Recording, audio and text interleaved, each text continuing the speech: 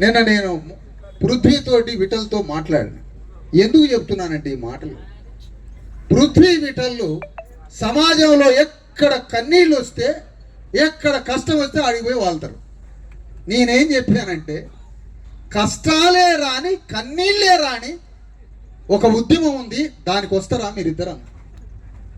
ఇక కష్టాలు కన్నీళ్లు రాని మనం రాజ్యాన్ని అధికారాన్ని సంపాదించి తెలంగాణ గడ్డని పరిపాలించడానికి మీరు ఆ ఉద్యమంలోకి వస్తే మన ప్రయాణం మొదలు పెడదామని తీసుకొచ్చాం. ఇక్కడ ఇద్దరు ఉపన్యాసకులు ఏం మాట్లాడారంటే, ఇదంతా అవసరం మనకి, 4 పార్టీల దిమ్మల్ని బద్దలు కొడదాం, 4 పార్టీలని ధ్వంసం చేద్దాం, రేపే గ్రామాలలో అని పిలుపులాగా మాట్లాడటం జరిగింది.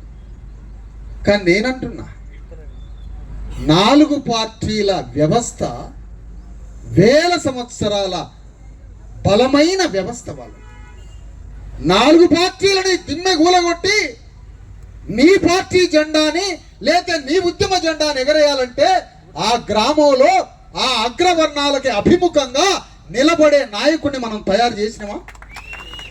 చేయలే. ఎవరిని ఎవరి మీదకి ఉచిగొలుపుదాం, ఎవరిని ఎవరి మీదకి ఎగదోద్దాం?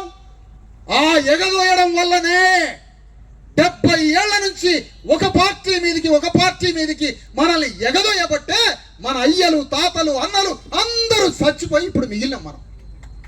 ఇది జరిగింది.